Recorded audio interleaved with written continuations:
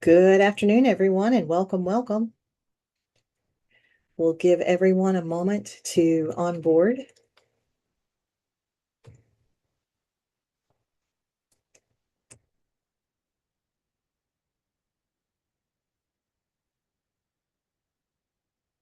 We just have a couple more people in the waiting room and then we'll be good.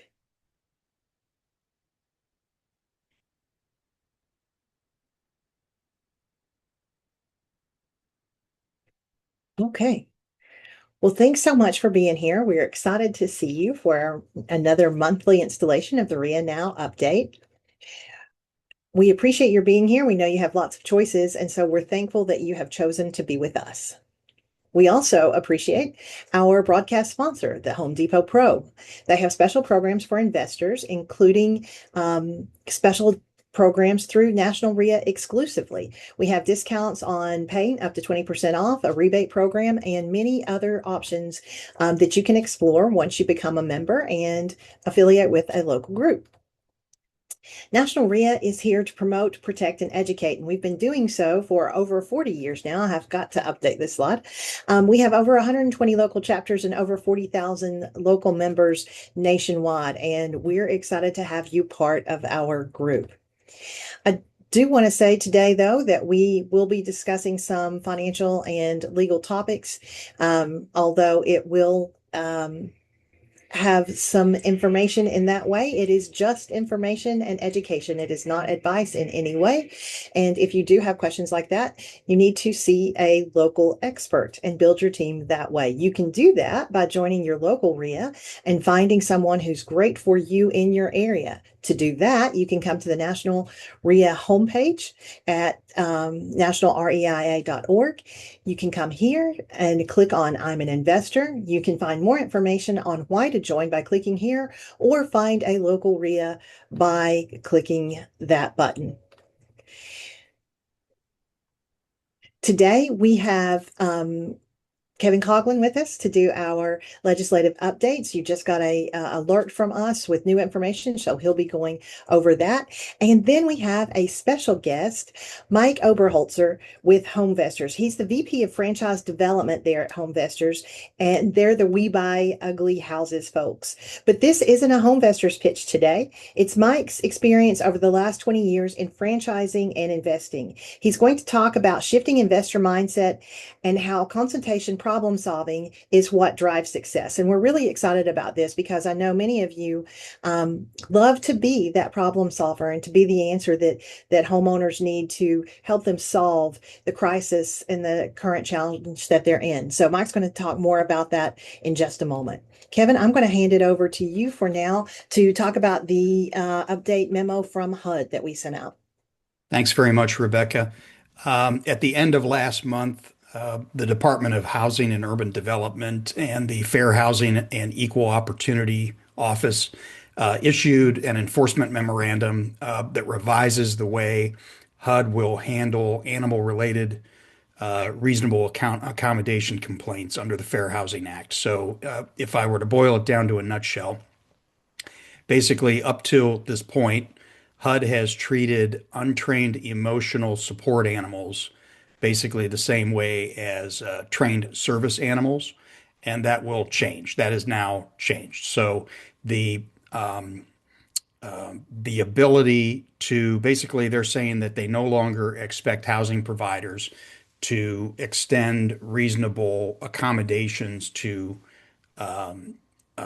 untrained emotional service animals, just in the way that they do the trained assisted animals. And there's a lot of guidance in there in this rule. I don't know if we sent the alert out by email, but anybody that wants more information on that can certainly contact me or Rebecca, and we'll get that to you. We'll have a more detailed legal analysis of it, but just keep in mind a couple things. Number one, some of your states may have some different variances in the way they handle these complaints. Right now, it deals with, you know, subsidized housing under HUD, but I would note that the courts over the last several years have applied the HUD policy, the old HUD policy of treating emotional service animals the same as trained service animals, emotional support animals, the same as trained service animals. They have applied those in some cases to private housing providers. So you're going to have a hodgepodge of enforcement around the country. This should clear it up, and it's certainly in the favor of housing providers going forward.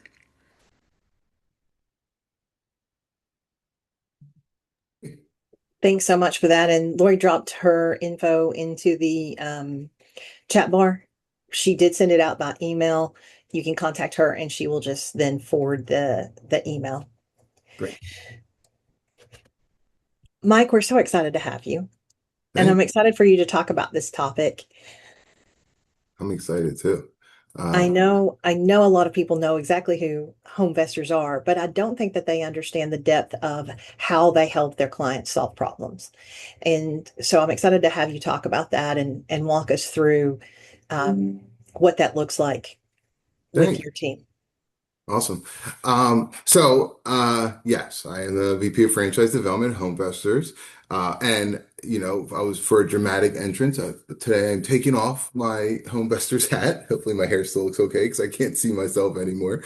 Um, because it's not a pitch. It's not anything about HomeVestors. It's just something that anecdotally I've seen a huge shift in, and a lot of this stuff is stuff that our investors in our network do, and a lot of you are doing it also. But what we're going to talk about, what I want to talk about today, is really just if you're not in that mindset currently of how am I going to help this person, then I think you run the risk of losing out on opportunities because of that. So, um, you've heard we buy ugly houses, but realistically, I buy pretty houses, I buy ugly houses, but and most of the ones that that we're a part of are off market, and they're helping someone out of an ugly situation. And so how I am coaching, other investors and talking to them about, it's so common to hear get stuck in your buy box, right? And I think we have to step outside of that a little bit. I'm not saying to throw it away, but let's let the situation sort of guide what the outcome is going to be. And that'll make more sense here in a little bit as we go through this. But I say, people say, you're in real estate. And I was like, no, I'm in a problem solving business, because, just like you all, I've been a marriage counselor, a bereavement counselor, a financial advisor. You wear all these different hats being in this real estate world. But I think when you're talking specifically about investing and buying properties and then figuring out what your disposition is going to be, I think that goes to another level of partnership with that seller. And I'll tie that all together here. So again, this is just my philosophies, and a lot of the independent investors through HomeVestors, they follow this philosophy as well. But what I want to share with you today, I think, is important for everybody to have that mindset shift, because I think most investors think about their business in terms of houses or doors, depending on, are you a fix and flipper? Are you building a rental portfolio? And I think, or are you a wholesaler, right? And so it's easy to think that way, and you should know the business side. You should know what your monthly break even is. You should know, how leveraged you are. But again, this isn't a house business. We say it's a people business, but it's also a marketing business.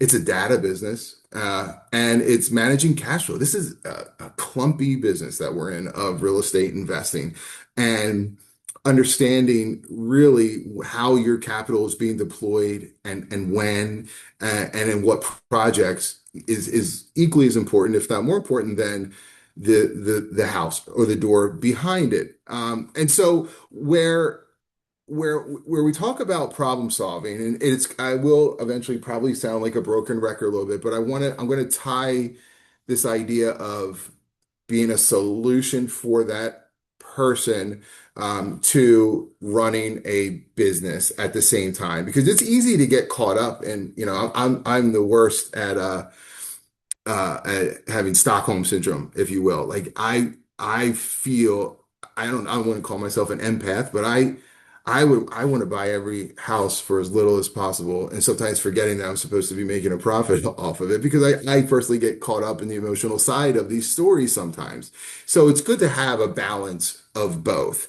Um, and we all know the reasons why these situations come up for people, right? Anything from divorce and separation, inheritance, a hoarding situation, a fatigued landlord, relocation. All of this is, the reasons why we end up finding homes to purchase.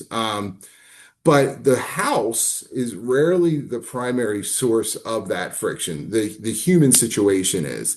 And when you begin to architect an offer or a proposal or an outcome with the mindset of, how am I going to help this person go into that appointment? How am I going to help this person?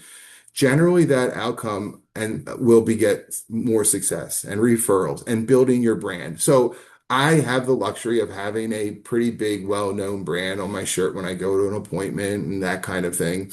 But it, you have your brand, and whether you're a single operator, whether you have a small team, whether you're part of a bigger organization, that brand is important. It's going to be how people know you, right? It's going to be how, when one of your properties that you just renovated goes to market, the local agents in the area are going to know, that's a Donna deal. She does great work. Their renovations are always beautiful. And so that's part of that branding. And so the understanding the reason why, like they're not, rarely is the house the reason that the person called, right? And I say call because we talk to a lot of sellers directly. You may be talking to a wholesaler. You may be talking, it may be listed on an MLS. I will say the majority of my experience in this has been at the dining room table, talking to sellers in a distressed situation. But the condition of the house, what is going on is always, with the property, is always secondary to what burden is this seller carrying. And I don't ever go into an appointment with a preconceived notion of what I'm going to do with that property. I have, all the tools and technology to evaluate it, to run comps, to see what the rental market is in that area. And it's all important, don't get me wrong, and I do pre-work before I get there. But if I can just empty that out and go in and just sit down, and it's hard to be in a hoarder house, or and to be offered a cup of coffee and a cockroach runs by. Like, I'm not saying no to the coffee. Now, I may not drink it, but I'm going to be polite. I'm going to be respectful. This is such an emotional experience for so many of these sellers. And it's about that person. So when I say empathy is the primary tool for conversion, I would say that is empathy, and follow up actually is probably 1 and 1A to me. If we that's a call for that's a REIA Now for another day about follow up. But I think follow up is probably one of the most important components of being in this business. But starts with empathy, and doesn't come natural for some people, right? I mean, there's nothing wrong with the transactional lens of, I want to get this. I'm going to get this at this price. I need to get it at this price, and this is how I do it. I'm going to make sure that we get in and we get out. We get the offer in, whether we're going to wholesale it, we're going to fix and flip. And I want to make sure that I'm making sure that I want to make sure I'm telling them what they need to do. Right? You have to do this now. There's people like that out there, and I don't know. I don't think they're bad people. I think you have. You probably have, and no offense to anybody's age on here, but 20s somethings sitting in a basement, dialing all day long to find properties, making offers sight unseen. high offers, and that's what you're competing with in your market. That's what I'm competing with. Was so and so offered me 300,000. I was like, did they see it? No, but and so um, there's a lot of leveraging of other investors and experience and what you know about the market. But when you go, none of that you can kind of put that to the side when you go in with like, tell me what's going on. Oh, the roof needs this, I didn't answer with that. What is going on with you today? Why am I here? Why are you willing to sell this for less than market value? What's the situation that got you here? And then you're building that relationship, you're building that trust. And through that, you are slowly starting to formulate a solution. You're listening to the story, you're asking all the right questions. You know, being a buyer is sales, right? Where it's, you're selling yourself, you're selling your offer, right? And we know that. I mean, that's not new to real estate, but the good salespeople and in our world, good buyers, they know what questions to ask, but then they stop and they truly listen. And I think when you prioritize people over purely transactional metrics, those investors outperform the transactional ones all day long.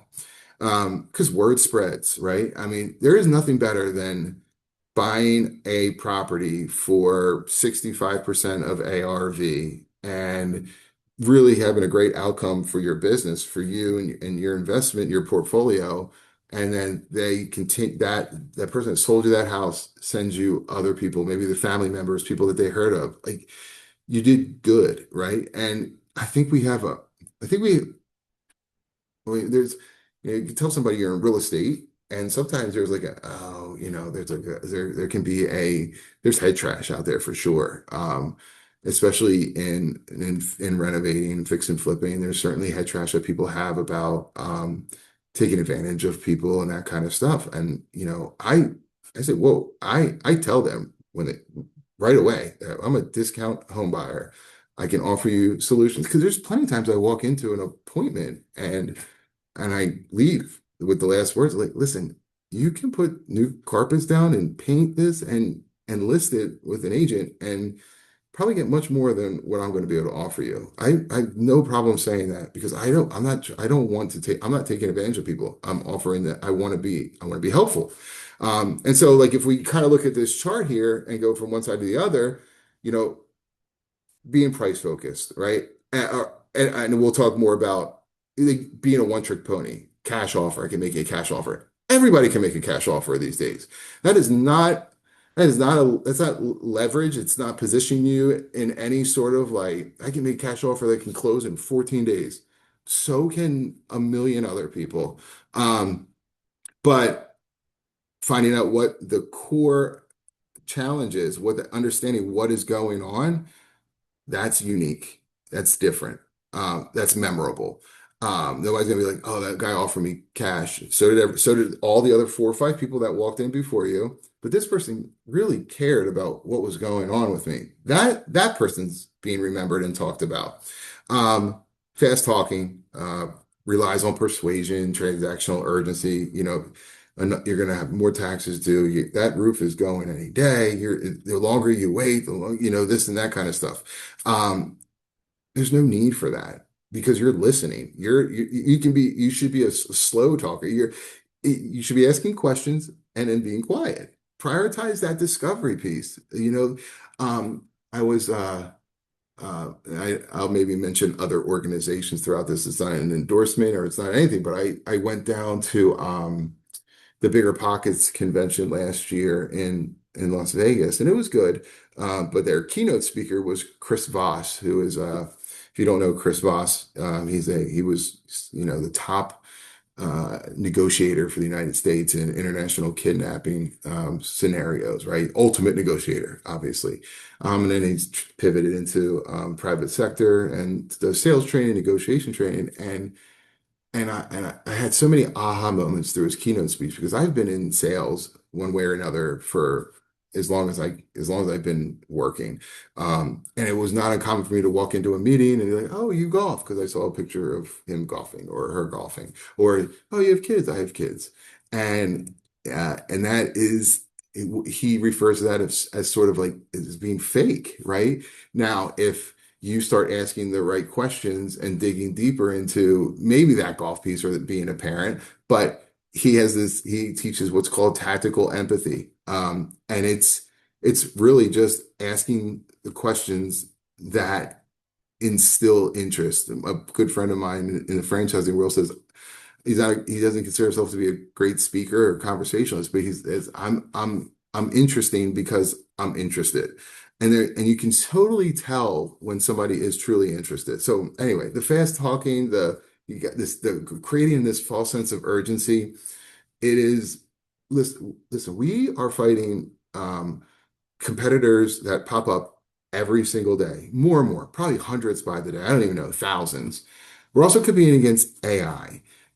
People are going through, I think, I remember years ago in my Realogy days, with ERA and Coldwell and a mentor there would always, refer to this business as being belly to belly, which I always thought was a little bit weird. I know because I would visualize you being belly to belly with somebody. But anyway, um, there's going to be a shift of people are going to get AI fatigued. They're going to get information, how quickly and fast we can get information. It's those business owners and founders and investors that never let go or have regained that personal connection. Those are the ones that are going to survive the AI takeover, if you will. And my generation, X, whatever it is, I feel lucky to have the ability to know technology well enough, but also to remember what it was like to stay outside, until the streetlights went on and, actually have conversations. And I think I have to teach my kids that now who are, younger and have to say, here's how you talk to people. And in our business of real estate investing, it's so critical. It is so critical. I refuse to say that AI is ever coming for this job because if they can, then we're all doing something very wrong. Don't chase deals. There's chase the ones that make sense, but don't chase the ones that don't. You focus. That's a transaction investor side. Focus on volume. You throw enough spaghetti at the wall and hope some of it sticks. Again, it works for some people. That boiler room mentality, flooding markets with all kinds of information, and somebody's going to say yes, right? But building trust is going back to that brand creation, that personal brand creation. That is how you stay in this business for years, not weeks or months or a year, let's say. And when you focus on those low-term relationships, and I mean with your appraiser, your agents that you might be using to list after a renovation, your title person, your vendors that you're working with, your connection at the pro desk at Home Depot, everything that you're doing is building trust in you and your brand, and that is what's going to make you more of a viable option for a seller than somebody who is not. Here's the biggest one, and I think I have more slides about this, but if you only have one option going into a meeting or talking to a wholesaler or whether you're scouring the MLS looking for that diamond in the rough, if you only have one side, one thing that you do, whether it's just fix and flip or you just you are going to lose out on opportunities to me, let's say, who, no matter what the situation is, if that seller, the solution to fix that, to help that person is to sell their house, then I have every possible tool in my toolkit to help them do that. It's really helping me do that. They just want peace of mind. We'll talk about that in a little bit.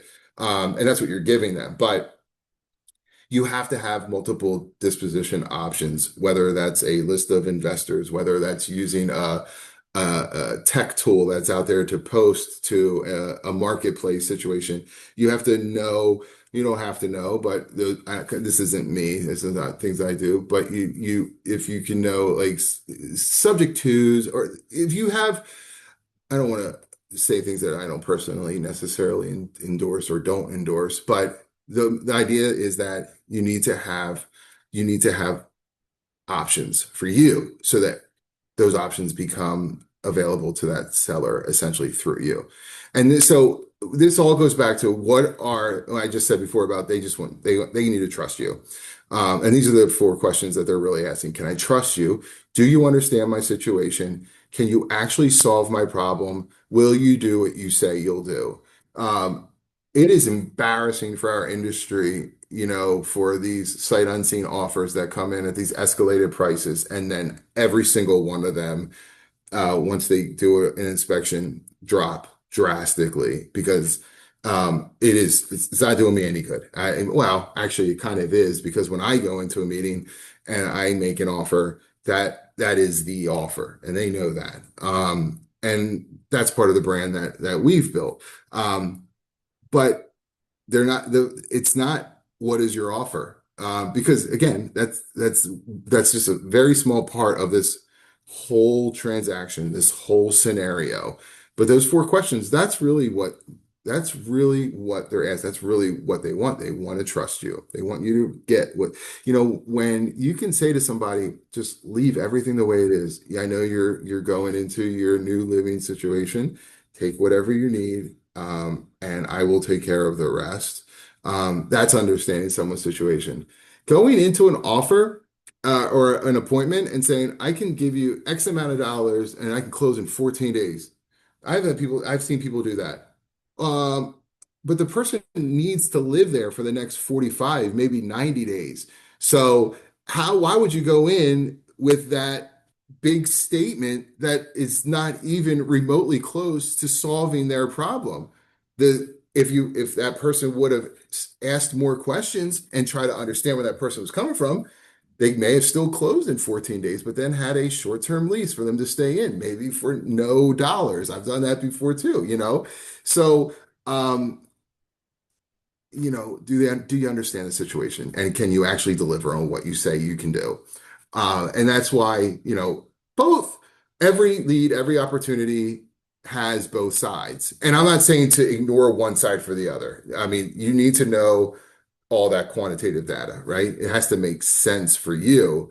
But understand the seller emotions, the life events, and the things of that nature, because you're going to take both sides of those story and then create and offer a solution. So, not to dwell on this too much, but the house itself is the very top. That's top of the pyramid. But as you drill down, that's when you start to find what the real motivation is, because that can be complex. Life changes in general are so hard for people to navigate, and then you incorporate a significant life change with exiting from what is likely that person's most valuable item, or largest purchase ever, or whether it was the home that they grew up in, and now they're having this conversation with a stranger about this home going into somebody else's hands. That's the base of what drives getting an accepted offer. Like, don't let me forget. Like, I am not trying to say you need to open up a therapy shop or take counseling courses or anything like that. But because I'm still very much a capitalist, and I expect there to be, you make more money than you put out on these transactions. Where all of this, what I'm talking about today, comes into play is separating yourself from the competition and positioning yourself as an ally or a partner to that seller, not an adversary, because your competition is doing that perfectly fine on their own. So sellers don't need investors. There's millions and millions and millions of investors out there. They need relief. So again, more of the same there with prioritizing that human experience, but it's all about reducing friction and anxiety. I've, today, I can remember years ago, we'd go in a meeting, we were the only ones that they called, now, going to that same appointment today, and I'm one of five or six or seven other potential buyers that are in there. So that decision fatigue is real, because they've already went through a pretty significant emotional journey to even get to the point of picking up the phone or responding to a mailer or postcard. And now this new floodgate opens of decisions that need to be made. And that just remember that, think about that. We have an investor in our network. His name's Stephen Wong. He's brand new to real estate investing. He went to an informational session with us in June, joined the network by the end of the June, went through training in July, and had his first, appointment, if you will, and is in Southern California. And this is it just speaks to this idea, this mindset. So he went to the appointment, and he freaked out because he's like, it was big. It's Southern California, and it was over $1 million, and already he's like, I don't want. He was expecting his first few deals in real estate investing to be wholesaling or assigning or something along those lines. Didn't expect it to be a fix and flip. And fortunately he had a mentor that he called right away. He's like, I'm here. It's not that he forgot all the training he went through, but it's like when you're there in real life, it's the adrenaline's going, and he's a super sharp guy. But he followed the process that he had in front of him. He took it a step further, which I thought was really interesting. And I think when you're dealing with, situations and property values of, a certain number, actually any property, he went in and had his appointment. He said, I'm going to go to my car. I'm going to put together my offer, and I'm going to present it to you. And then he did, and she liked it. And then he sat out there. He's like, well, I'm just going to hang out here and let you kind of process for a little bit. And while he was out there, another buyer had a scheduled appointment, came in, flashy Porsche suit, not there very long, left. And he went back up and said, hey, how did that appointment go? Oh, it was all right. Made a really good offer. And I don't know, I didn't get the right feeling. Anyway, stayed there for I think like 6 hours. And he never changed his original offer. And it wasn't the highest offer, but he won that. His first deal, he won that. He won that offer. He got that contract, and he's in the process. He renovated and sold it. But he said, why did you choose me? I'm new to this. I told you I was new to this. I wasn't the highest offer. Said because every time someone came in, you asked me how did that meeting go? What did you like about that offer? What did you not like? What did you like? Does it solve you were there? I looked out and I saw your car there, and I knew you were going to come and check in on me.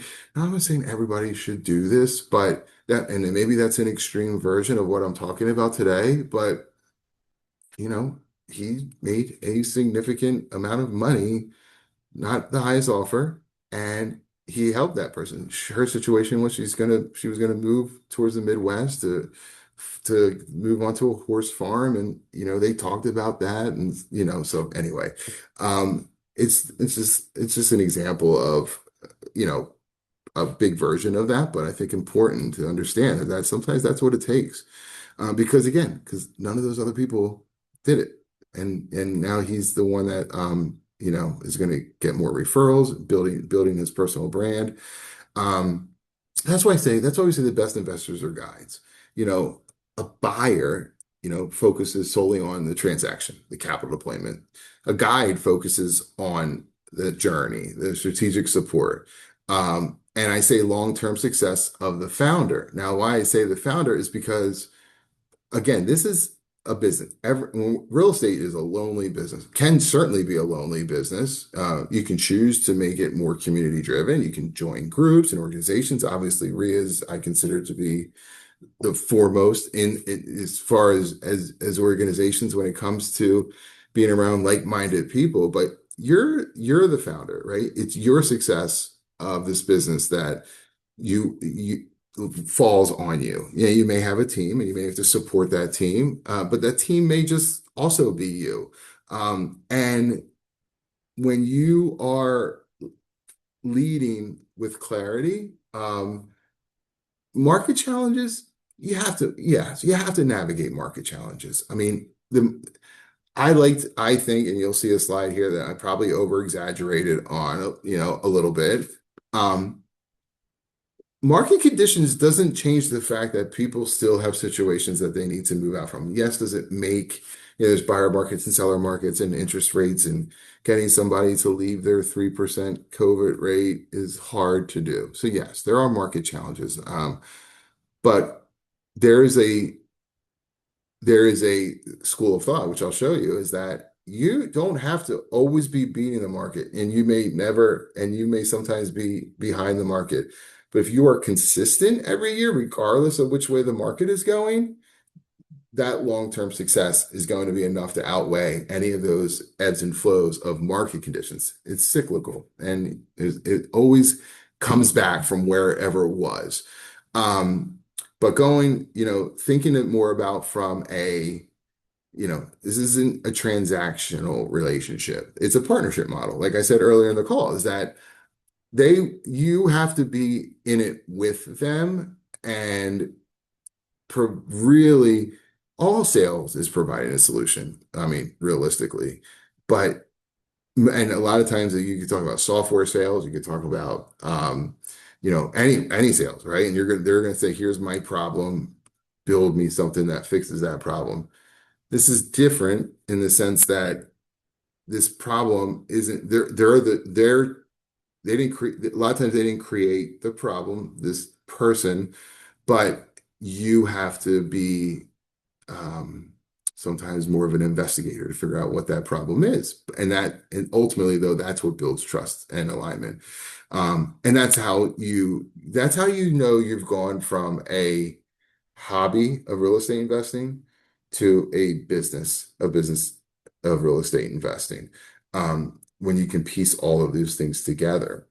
So I think for the sake of time, I think this is probably similar to what we've been talking about already, but that the one bullet on here that I do want to drive home is that trust premium. So it's just like Stephen's story about not being the highest offer and still winning that contract. That rapport and transparency is huge. Like I now have, and I say to people almost all the time, it's like, you are going to get higher offers. And maybe there's some reality to that. If it's significantly higher, then I would likely question that as that too good to be true kind of thing, especially if it was sight unseen. I have to do that. I have to sell against these whatever you call them, wholesalers that are just at a phone, dialing for dollars.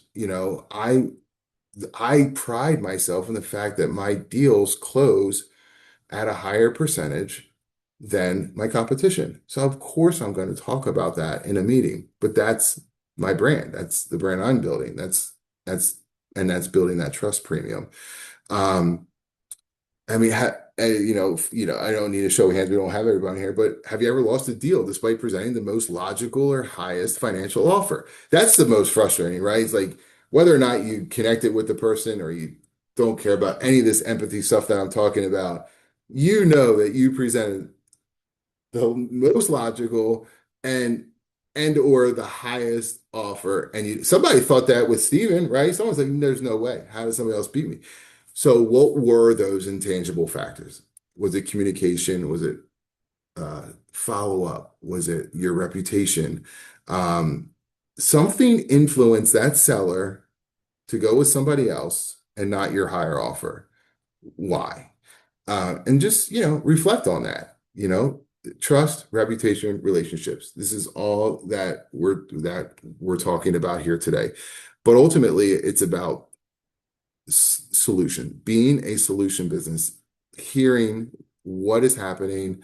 Um, don't don't get hung up on what you hear or what you read in these like private Facebook guru groups that are talking about assigning mortgages, or all you got to do is this, or stand outside and wait, if their grass is too long. Yes, there's all different ways to generate leads. And data is wildly important in this, but that's just a small portion of it. And so when you go from I'm pitching you this offer, I'm pitching this deal, when you go from pitcher to a partner, um, that's sustainable. And that's what I'm talking, that's what this whole thing is about, is I want to stay in this business long term, regardless of the market conditions. These are the things you have to do to achieve that.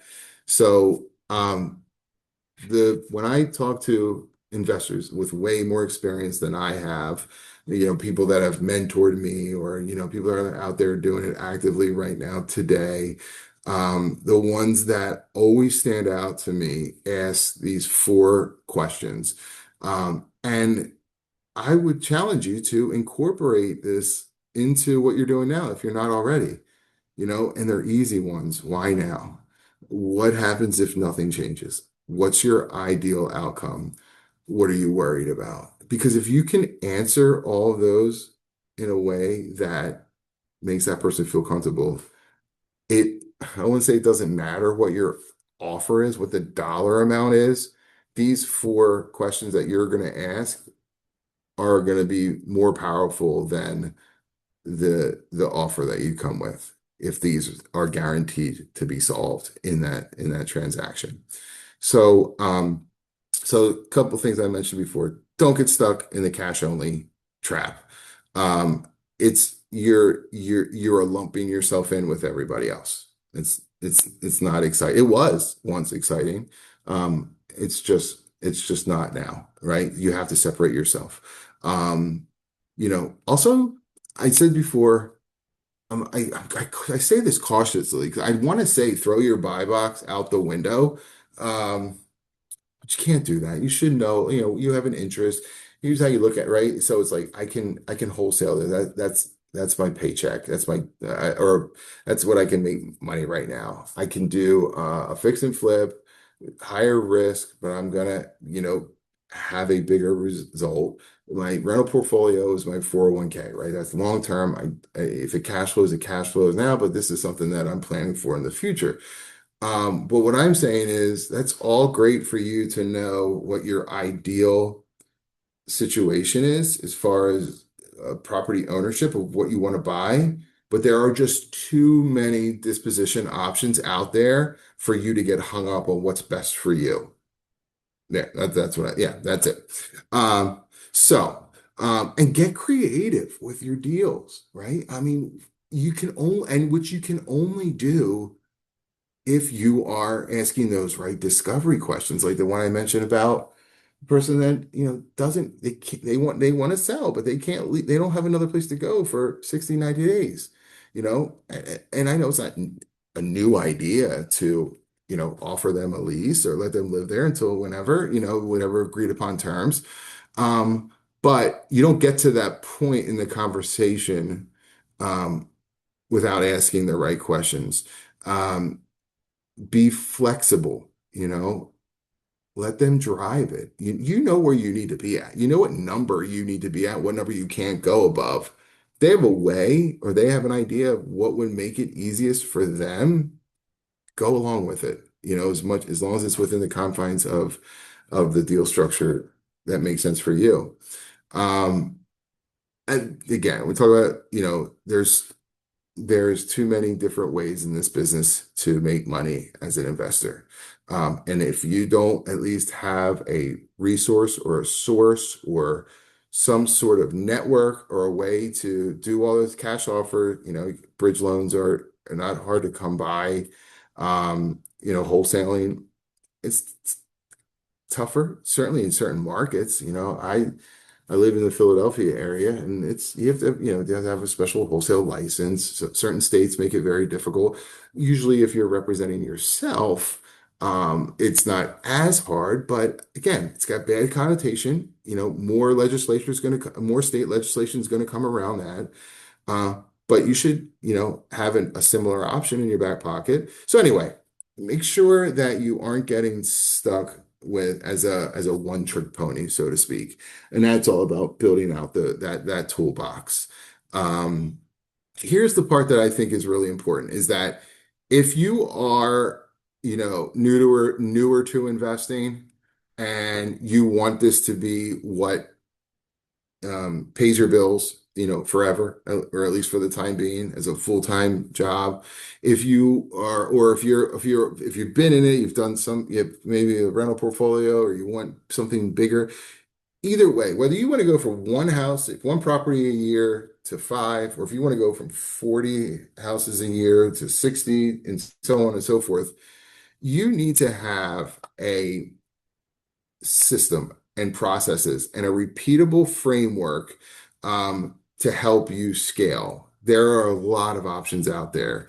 You should explore all of those options, whether they're groups of people, whether they're mentor opportunities. But when that last one, they're moving away from ad hoc decisions, as something comes up, or like, I'll figure this out, that kind of thing. You don't, if you have aspirations of taking your business to whatever next level is from where you are at today, you can't survive off of ad hoc decisions. Somebody just told me recently, um, hustle doesn't scale. You can have all the hustle in the world, but hustle doesn't scale. So make sure you have the systems to give you the best chance of doing that. And that's what we're talking about here. Systems and processes, technology. Some of the best technologies come out every single day in this business for us to get better. Now, it's also easy to get into technology overload.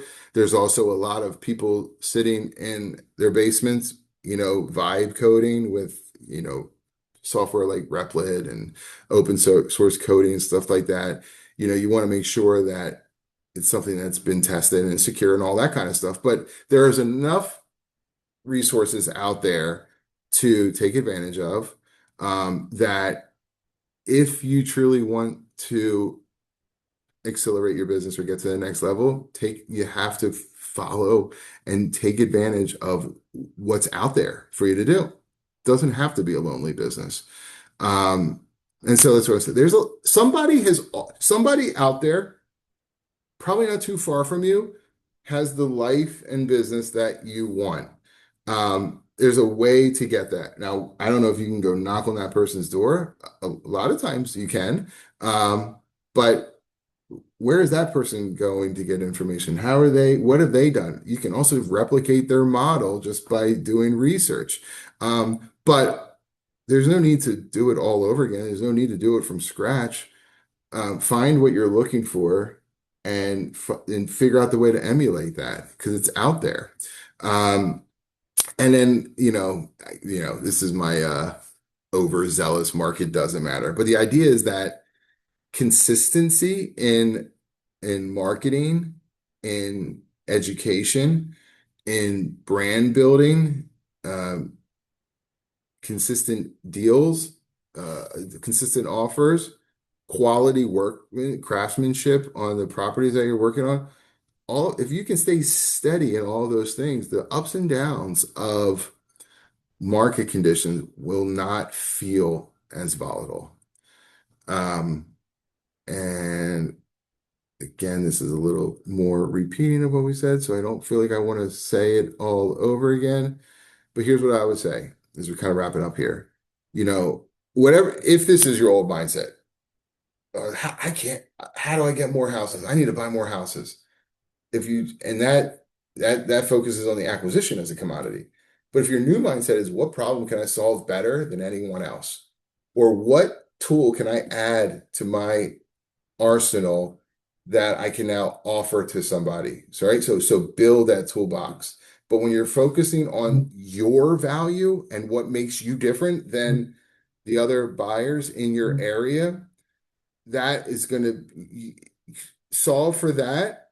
And how do I find more houses will not no longer be a question in your mind because you more houses will come your way. So think about your market, what you can and can't do there, and add some sort of value to your business through that way. So anyway, I think there's a Q&A opportunity here. I'm not 100% sure, but um, I thank you all for, if anybody's still here, I'm going to exit now here. But I did my little disclaimer that these are my views and exit or stop share. And hopefully that went okay. All right. That, no, I think that was terrific.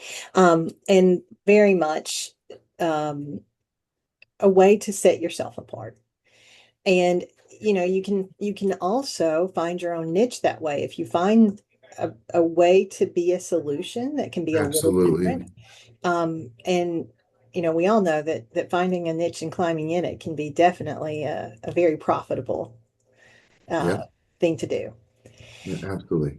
Mike, tell us a little bit before we let you go about kind of the ways that HomeVestors can support, and I don't want to Oh, turn this into a selling session, but yeah. how their training and their structure helps support people who have gotten kind of into their journey, and either Yeah. are frustrated or they're excited and want that mechanism to kind of grow larger. Sure. No, I mean, I think the home investors value proposition is particularly strong in several areas. It is we are in a fortunate situation that so most people don't even know that when they see a We Buy Ugly Houses billboard or a mailer that it was even a franchise, like they could be a part of it, right? And so and when they find out that it generates inbound calls, right? So the phone rings and they put their zip code in and it goes to the franchisee in that area. That's rare to have that, right? Off-market seller leads. Everybody talks about that. And I think it's important. I think it's a big part of it, but I don't think it's nearly as important as the training and mentorship component that we have. Um, every franchisee that comes in, regardless of where they're at on their investing journey, whether it's their first time or they're seasoned, are going to be assigned to a what we call development agent. But it's actually a franchisee who's done hundreds of transactions, who has been and they're in the market with them. They will go with them to their first several buy calls. They will be there as support, what to look for. Um, and it's interesting. Being in franchising for so long, I think every business out there, for the most part, we franchise. You don't really need a franchise to do it. You can go make a burger place without being McDonald's. And real estate, I think, is probably the most hardest one to wrap your head around. It's like, I know so many people who are investing in real estate without a franchise or so and so. And I think that's fair. And I think for somebody, if they have an incredible referral source of opportunities. If they have a lender that will let them have multiple projects going at the same time and funding full acquisition price and renovation costs, and a vendor program that gives you, 50% off at Sherwin-Williams on paint. Like you put 20 gallons of paint on a renovation, that saves you a lot of money. So you don't need a franchise. You don't need home investors to do it. But I think the thing that I think is what we give to people in this business is confidence, right? It's like there's more than just my eyes on this deal. There's several other people involved, whether it's the franchisor or the developer, that have a true vested interest in the success of my business. Because we don't make money unless you transact. And so it's just a way to not feel alone in this business. But the training is probably what really separates us from. What's interesting is that our entry to join isn't in reference to franchising, not terribly high, but I talk to people all the time that spend $25,000, $30,000 to be part of a private Facebook group and get these little tips and tricks. I'm like, please tell me that's not real, but that's a real thing. And so I just think you know, having systems and processes and structure in place gives a new or existing investor a better framework to follow. So yeah. Somebody did put something in the chat. I don't I know if that agree. They were asking about wholesaling laws, and those are yeah. different in every state, and they're changing rapidly. So we are developing a wholesale resource center that, Oh, that's with awesome. any luck at all, will be up within the next month. We're only waiting for the disclaimers and reviews because laws are changing so rapidly. And sometimes it's not a law, sometimes it's in the administrative side. And so you think there's not a law in the books in your state about wholesaling, and yet when it comes down to how it's treated, it ends up acting in the same way as a law. So we, And I and I don't mean to cut you off, but when Ohio just had a big change, and we were at the forefront of that for those franchisees addressing it. Atlanta, you had to be an agent to send a mailer, and we got to the front of that and offered a solution for that. So like that's the other piece of being part of an organization, and I don't just mean HomeVestors. I mean it could be REIA, but like again, and obviously everybody that's on this call take their business seriously and are engaged and want to get better at what they do. That's why they're here listening. But don't wing it don't just try, don't if you don't go solo if you don't have to. Tap into the resources that are around you and available to you. And it's awesome you're doing that whole set. What did you call it again? Oh, what? the wholesaling resource center, and So cool. we'll have links to the code in each state, which by the way, it can be different in every state as to It where could they be can different, put not that even code. it could different cities within the state. It can. And so, and then it's highlighted between when it's a true legislative matter and when it's an administrative matter, and where you need to be careful of stepping That's into so wonderful that you're scary doing it. areas and gray areas. So, um, uh, sorry, I'm trying to answer the person that asked in Yeah, Texas. well, I If you'll think email me, and I'm putting that in the chat, if you'll email me, I will send you the link to the legal code, and fortunately for any you, info that we have. yeah, fortunately for Delmy, Texas is a very investor business friendly state, but Tends to be, yes. yeah. But But I anyway, can send, we do have, no matter what, we do have a link in the code if it is addressed at all. Um, and some, most of the time it is just in the same area where they address uh, the outline for what realtors or right. licensed people can do, and the codes they have to follow. It's generally addressed sort of in there, and so that's what most of the code links to in your state. If you have not had some kind of major something happen that has created a legislative issue. Honestly, I'm be careful with my words, ish, but like sometimes more regulation is good for the industry, and in a way, and it tends to change the landscape of competition. And I think if you do things, can get ahead of it and do it the right way, it's going to naturally deselect parts of the population of real estate investors. So anyway, just my I don't little. think you'll ever hear me say the words that any kind of regulation is good, Oh, because I believe that we can self-police, and there are the unintended all consequences. right. Only because you don't have perfect people writing legislation. You have True. imperfect people writing legislation that don't see the unintended Yeah. Oh, consequence. trust me. I know. So we're trying to hustle and do our best to do some self-policing and self-educating. One of the big things that we love about HomeVestors is, that they have a process and a plan. And the way some of us have been told it's okay to do wholesaling is not really okay. Right. And they're in on our site years ago, we sat down with Jeff Watson and Kevin sat down with the OCRC, so our Ohio Real Estate Commission, to better understand why they have such a problem with it. And they did a great job of explaining what the challenges were, how people were doing it wrong, and then the consequences of potentially doing it wrong. Um, and so just trying to educate then what is the correct way to do that. Yeah. So Yeah. we're doing our darndest. I'm going to connect you again with our general counsel. We're going to start doing more lobbying in Washington to educate politicians on what we do, right? And that, we're out there helping people and revitalizing communities, and we're not Blackstone, and we're not trying, we're not that kind of thing. So anyway, more to come on that, I'm sure. Well, thank you, Mike, for being here. Thanks to your team. I see Serge Yeah, so join. has been Yeah. here with us as well. And thanks to all of you for joining us today. We hope that we gave you some inspiration to go out there and be a solution, find your niche. It's you can, is it doing well while doing good? Or the other way around. But anyway, that's certainly what we try to promote, as well as building better communities one house at a time. So thanks for being on that journey with us and being part of the membership of National REIA. Have a really great rest of the week, and we will see you next month.